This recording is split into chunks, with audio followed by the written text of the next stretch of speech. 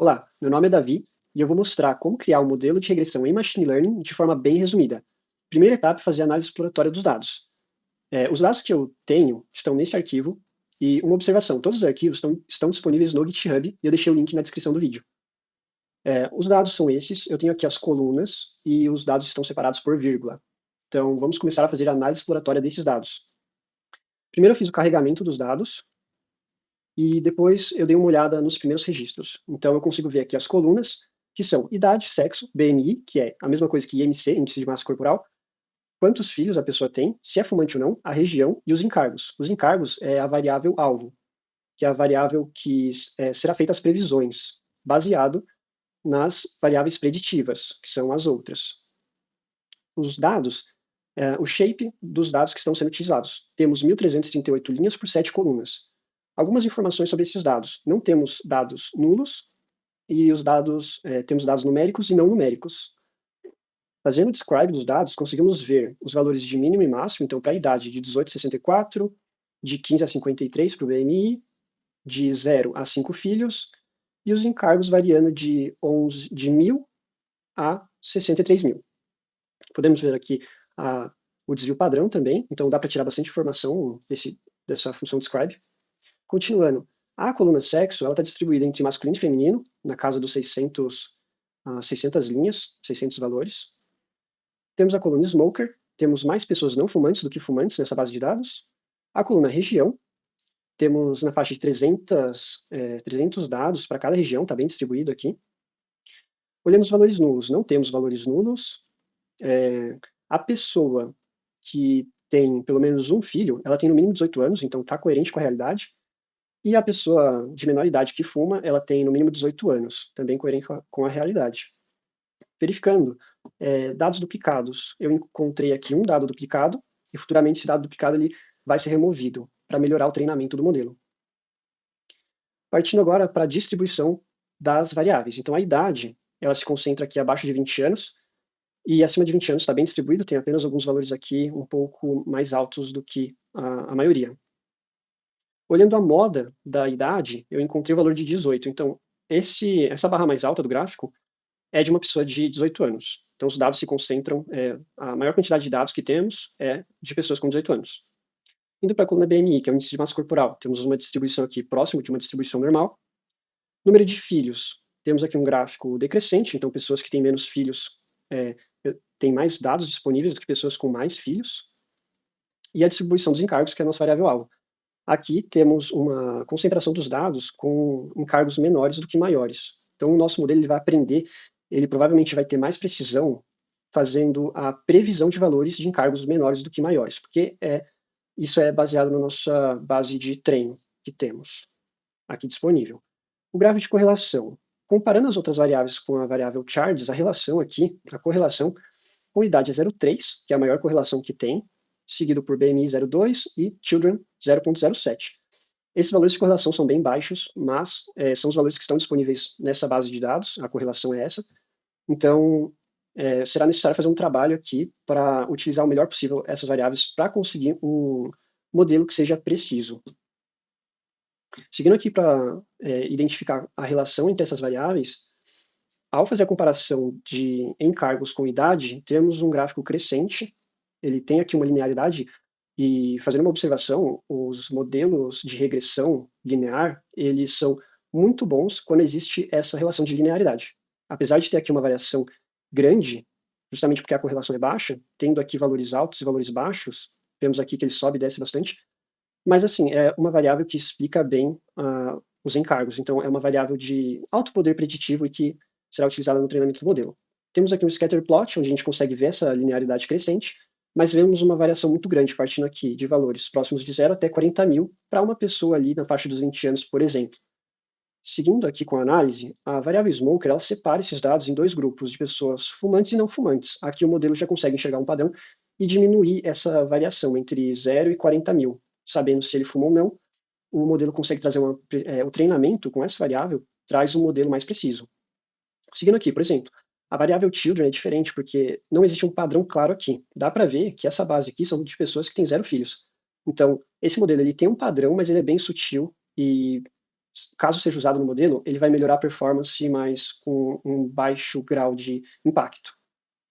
Já a variável sexo, ela é mais variada, não existe um padrão. Então essa variável ela não traz muita informação no treinamento e pode ser removida. Ela tem um baixíssimo, quase nulo, de poder preditivo. E a região é a mesma coisa. Seguindo aqui, BMI, que é o índice de massa corporal, não tem uma linearidade, os dados são bem dispersos, olhando o scatter plot, mas olhando comparando se a pessoa é fumante ou não, a gente consegue ver dois grupos aqui, um grupo crescente de pessoas fumantes, um grupo crescente de encargos para pessoas fumantes, e uma concentração de encargos baixos para pessoas não fumantes. Olhando, comparando encargos com BMI e a quantidade de filhos, não existe um padrão. O sexo, mesma coisa, não existe um padrão. E região também não existe um padrão, são variáveis de baixo poder preditivo. Olhando aqui o scatterplot, a variável children, olhando a mediana aqui, dá para ver que existe uma variação, por exemplo, 5 filhos, dá para ver aqui um ponto mínimo e um ponto máximo, onde o modelo pode tirar uma vantagem disso e aprender para fazer uma previsão precisa. Então, apesar de ter um baixo poder preditivo, essa variável vai trazer uma precisão um pouquinho melhor. Diferente das variáveis como o sexo, que aqui a variação é muito parecida e pode até confundir o modelo, e a região também, muito parecido. Olhando aqui a mediana, os valores são bem parecidos e não dá para extrair um aprendizado olhando para essa coluna. Ela tem um baixo poder preditivo. Próximo passo, eu fiz uma validação cruzada, que é que eu consegui extrair aqui como o modelo se comporta sem fazer muito tratamento. Então eu escolhi 4 modelos, que é regressão linear, laço e ridge, e o decision tree, árvore de decisão. Fazendo aqui de forma bem simples, o decision tree foi o que performou pior e os modelos lineares foram muito parecidos. Resultado de erro na faixa de 6.000 e o decision tree na faixa de 6.500. E o desvio padrão aqui foi maior também no decision tree. O decision tree ele pode estar sofrendo overfitting, então vamos olhar na prática como que esses modelos ficam e qual é o resultado fazendo algumas modificações no modelo. Primeiro, de regressão linear. Foi feito aqui, removida os dados duplicados e foi removida a coluna sexo e região, porque elas têm um baixo poder preditivo e não contribuem com o treinamento do modelo. Foi feito o one-hot encode e foi separado os dados de treino e teste, usando também o Stratify. Foi criado o modelo, feito o treinamento, e o resultado foi um resultado de um R2 de 0,73. Olhando aqui os dados de treino, o modelo ele não sofreu overfitting, ele generalizou bem, e olhando com os dados de teste, ele acertou bastante com os dados aqui de menores encargos e errou mais aqui com os encargos maiores. E os modelos Lasso e Ridge, eles tiveram uma performance muito similar, de 0,73 também, aqui os dados de treinamento, sem sofrer overfitting, e os dados de teste também, acertando mais os dados de menores encargos. O Ridge, mesma coisa, não houve muita diferença na prática, e o treinamento foi o mesmo para todos os modelos de regressão linear.